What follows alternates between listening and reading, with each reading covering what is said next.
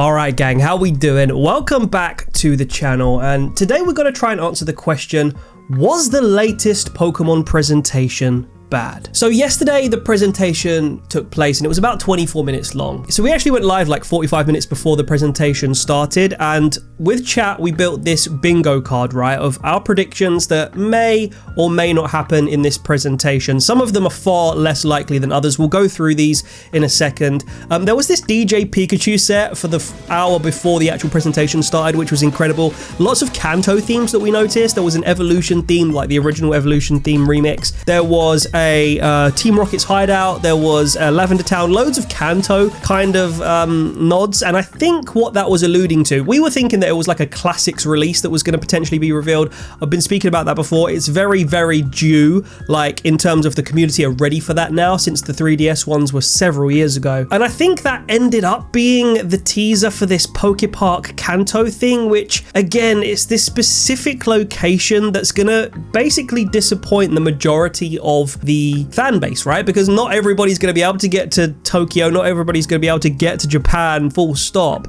And so this is cool, but it's like, are you really doing a whole hour beforehand to build up to a Kanto Pokepark with these like still installations of Kanto Pokemon? Anyway, it's a cool idea, but just if that really was the teaser, or if it was just like irrelevant, then why did you do it? It's cool, it was great, and they've changed their picture now, as you can see here, to the yeah, right there, to the Pokemon, the DJ Pikachu thing. Anyway, it was cool. But let's go through our bingo card to see whether or not this was a disappointing presents or not. A lot of people were saying L in the chat afterwards. People do that anyway. Some people just tend to say everything's crap unless it's like this amazing, groundbreaking thing. It was never going to be that. I do think though we were definitely lacking that spin-off game, the classics game. We'll go through this. So black represents stuff that we didn't get, green represents stuff that we did get, so let's do this one by one. So I was quite surprised about this one, right? A new TCG Pocket expansion, we didn't get anything for that at all. It's coming towards the end of the month, right? And traditionally, since TCG Pocket has been out, they've had a new expansion pretty much every month religiously, and for there to be a Pokemon Presents and it to be the 22nd of July,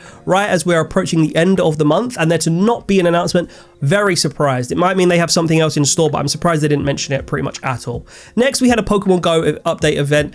Yeah, that's classic. There's, I think, a Dynamax thing that's going on soon. For people that care, they care. I actually was very loyal to Pokemon Go for years, probably up until early this year, in fact.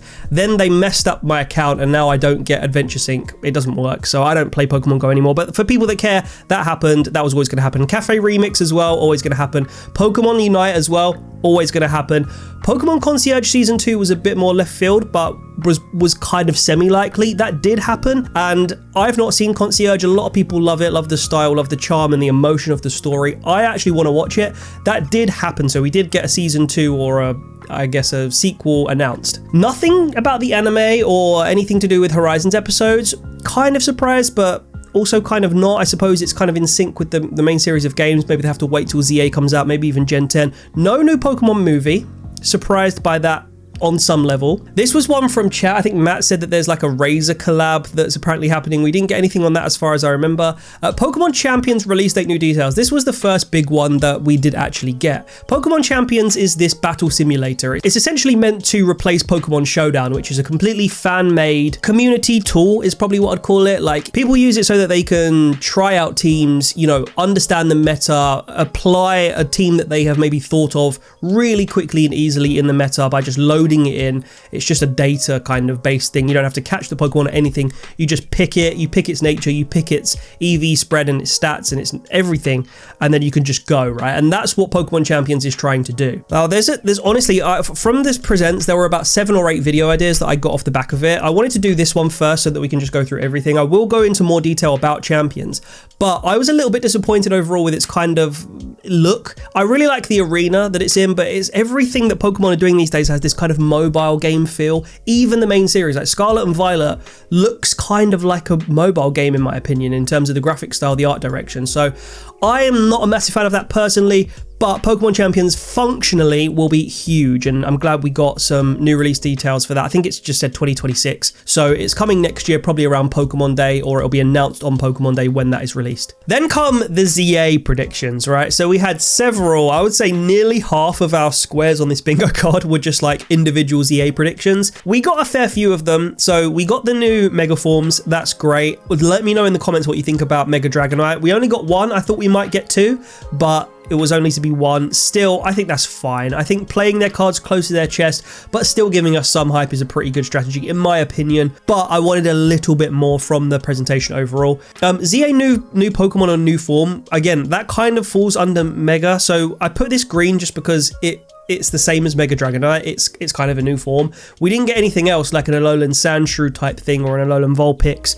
We didn't get anything like that. So you know what? I'm going to change this one to yellow because it's actually not necessarily green, you know, it doesn't make that much sense. So we kind of got that. I put Team Rocket game / inclusion in game. That's just because there's been a lot of Team Rocket stuff. There's been Giovanni's been alluded to a lot since Gen 7. We had the whole Rainbow Rocket arc. That seems very much unfinished. There's a lot of focus on like organizations and even Team Rocket specifically in Destined Rivals. Yeah, the TCG and stuff like that. So I thought Team Rocket might be something that they want to tap into for the main series games effectively a little bit more, but that didn't happen. ZA new character reveal. We did get plenty of new characters. We got the Rust Syndicate, we got the two friends that make up the MZ group or whatever it is that are trying to take down, or I guess investigate crime and stuff in the city. That's pretty cool. I loved that element of it, honestly. There's a lot of video and theory crafting we could do in that regard, so I'm buzzing with that. ZA new story and plot details. We did get a fair bit of teasing for this, so we know more about the environment. We know about like the alpha Pokemon that are returning in this second Legends game.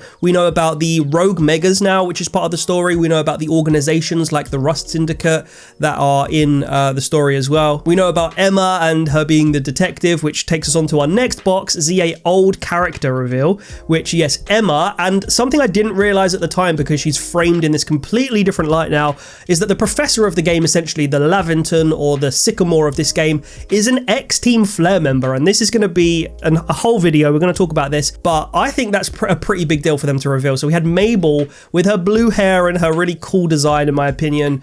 She is now the professor, and she's the acting director for the Pokemon Research Lab in Lumiose. That's a pretty big deal. I think that's a big story reveal, in my opinion. We didn't get an underground reveal. We didn't get any additional cities. I know a lot of you were very divided, or opinionated, I should probably say, in my last kind of major theory video where I said that we probably will get cities, new cities in ZA, whether that's through the DLC, whether that's actually in the main game, probably more likely the DLC if it does happen. I still think this is very much possible. I'm concerned about the size of the map. I understand that it's this very concentrated place. It allows them more designing time for Gen 10 as well, where they can just focus on one city that's already been made for like a couple of years, and then in the background just be building this new region, this Gen 10 game.